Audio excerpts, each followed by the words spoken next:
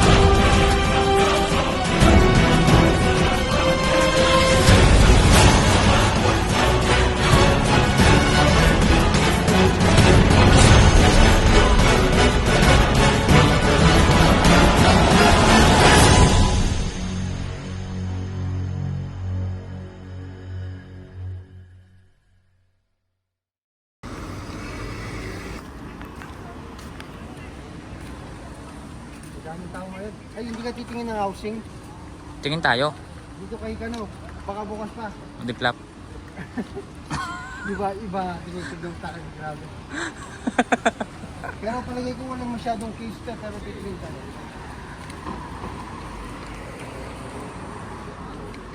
Dito din, meron din yata. Meron din nga. May case din nga dito.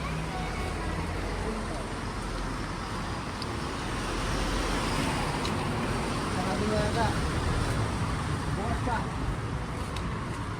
Ang dami ng customer. Ay. Kung madami naman customer. Tingnan lang tayo sa iba. Saka yun doon. Ayaw mo tumingin doon. Saan ba? Doon. Isa-isa? Oo. Tara, tingin tayo. Wala, dito may isa pa dito. Okay. Dito. Ang gulo mo dong. Pag nabitawan ko tong iPhone. Yo, what's up mga kabulol? Ito, nandito kami ngayon dito sa likod ng aming pinuntahan na tawag dito, saan kami nag-grocery, saan kami namimili. Ito yung main road sa kabila nun, highway na guys. Ayan o, yung daan. So dito kami nagpalipas ng oras dahil 3 araw kaming walang pasok. So binabuti namin dito kami umupo at nang makapag-share na naman po sa inyo. So for today's video guys, alam ko papalapit na o may mga nakapag-skill test na po sa inyo. So guys, ito lagi nyo lang pong ilalagay sa isip po ninyo na kung nakaya ng iba, kaya nyo rin po. So may gusto lang po akong i-share sa inyo na may napanood akong video na ang tawag dito marami daw po ang kinakabahan, normal lang yun, which is tao tayo, being a human being, nakakaramdam din tayo ng ganun, nagda-doubt tayo sa sarili natin. So papalapit na ang skill test, may schedule na hanggang August 26. So lahat alam ko nakapaghanda na. Kaya ito lang po ang masasabi ko po, maraming kinakabahan, nagne-nervyos, nagda-doubt, paulit-ulit ko po sinasabi sa inyo yan. So sipagan nyo lang, konting tiis na lang, makakarating din kayo rito kung nakikita niyo yung nasa paligid namin. Medyo makulimlim ngayon guys. So ayan, so pumunta kami dito dahil nakakainip sa loob ng kwarto. Kagaya na sabi ko, 3 days kaming walang pasok. So anyway guys, may gusto lang po akong ibahagi. May mga kababayan tayo nakapag-take na ng skill test. May mga nagko-comment doon kung ano po yung ginawa nila, ano yung lumabas, ano yung itinanong. Ang lagi nilang sinasabi, do your best kabayan and God do the rest. Yan po yung lagi nila sinasabi. Hindi po nila talaga pinipinpoint kung ano talaga ang actual na ginawa nila. Siguro, para na rin siguro kumbaga siyempre, parang sa isip nila parang inahayahan nila yung mga hindi pa nakapag-under ng skill test. Kasi nga, hanggat hindi nila nakita yung resulta, kung pumasa sila o hindi nila pwedeng ibahagi doon. Baka ang mamaya, ang nasa isip nila, sila hindi pumasa, pero yung mga bulol talaga, naibahagi nila sa mga ibang kababayan natin, baka sila pa yung makapasa siguro. Ganun ang inisip, magkakaiba tayo ng isip. But well, anyway guys, tiwala lang, huwag kayong kabahan. May napanood akong video na sabi, at saka pala bago natin pag-usapan yun, may napanood akong video na naging karanasan din nila sa mga previous na skill test. So, matagal-tagal bago bumalik ang skill test, ilang batch na yung KLT na dumaan at ngayon binabalik na naman nila.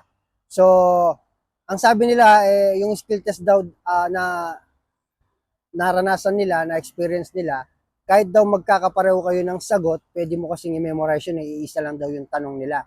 And then yung mag-i-interview sa inyo o yung mag-i-skill test sa'yo, yung Q&A, galing mismo sa HRD Korea, yung Human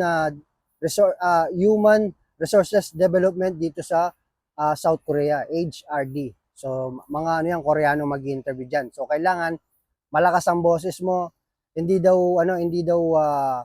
masama kung magkakapareho kayo ng sagot. Ang importante diyan, ma-deliver mo ng maayos. Yung naiintindihan ka, hindi mo naman kailangan maging perfect talaga sa oras ng skill test mo o Q&A yan, ano pa man yan. Ang importante, nadi-deliver mo ng mabuti kahit sa English, sinasabi natin, English Carabao. Ang importante, nasasabi mo ng mabuti kahit baluktot yung paghahanggol mo, hindi ka ganun ka-fluent, hindi tama yung grammar mo. Ang importante, malakas, loud and clear, at saka naiintindihan nung nag-i-interview sa'yo, di ba? Para tawag dito, maunawaan ka rin niya kung ano talaga yung mga sinasabi mo. Kasi kahit na magkakapareho kayo ng sagot, halimbawa, ganito na lang, may mga nagtitindang damit, and then same din ng brand na tinitinda mo, di ba? So, nasa inyo yung kung anong gagawin mong strategy para ma-deliver mo at makapag-perform ka ng maganda. So, gets niyo po yon. Kasi nung batch daw nila, alos pare-pareho lang daw po sila ng sagot. Lahat po sila nakapasa kasi may mga nagsasabi kung magkakapare-pareho daw po yung sagot, baka hindi po sila makapasa, di ba? So baka hindi sila mapasama sa final list ng passers para sa skill test. Yan na lang ang hinihintay nyo guys. Yan na lang ang huling kumbaga step na gagawin nyo at makakausad na kayo sa next round. Which is yun na yung para sa mga siguro for selection ka na, mapapasama ka na sa roster, and then for i-advise nila kayo for medical. So tiwala lang ako, hindi ko naranasan ng skill test sa totoo lang, pero base sa mga nakikita ko, napapanood ko at na-experience ko rin ng mga kababayan natin na dumaan sa skill test na yan. So ikaw Net, wala kang ma-advise sa kanila sa mag-undergo ng skill test? Good luck na lang sa kanila, good luck. Good luck daw po sa inyo. So makulimlim na, medyo magpapauwi na rin po kami. So lagi ko sinasabi, kaya nyo yan. Shoutout lahat sa mga mag-take ng skill test. At walang imposible kay God, kung na kaya ng iba, kaya nyo rin po. So balitaan nyo na lang kami kung anong maging outcome ng skill test po ninyo. Pero malaki ang malakas ang kutob ko na lahat po kayo makakausad sa next round. So tiwala lang, huwag kayong kabahan. Magdasal kayo, di ba? Walang imposible kay God. So yun lang guys, pauwi na kami. So kita-kita tayo mamaya pag nasa bahay na kami. Baka wala na namang ending tong video na to. puro intro puro kalagitnaan. Pagdating sa dulo nawawala na kami, kaya minsan hindi ako nakakapag-upload ng madami gawa ng puro panimula, walang ending, puro beginning. So hintay lang namin mag-go kasi naka-red pa yung stoplight. Ayun yung highway nila dito guys. Ayun, naka-kulay green na. So balang araw, darating din yung araw, mga kabulol, kayo naman ang nandito. Naman ang nasa Pinas. Ayun, kailangan mabilis ka dahil kapag huminto na yung green na indication na sasagasaan ka na, papasok na yung mga sasakyan. So yan, konting push na lang. Yan na lang yung final step, kailangan nyo malampasan yan. Nalampasan nyo nga yung matinding hirap, yung exam, di ba? Tsaka yung registration. Yung skill test pa kaya. Kaya kaya nyo yan guys. Huwag lang kayong kabahan.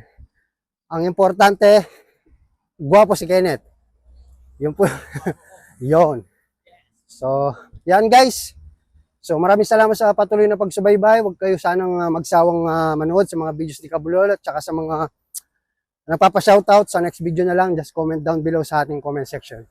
So, see you again on my next video guys. Salamat sa ilang minuto na kwentuhan natin. Kita-kita tayo muli.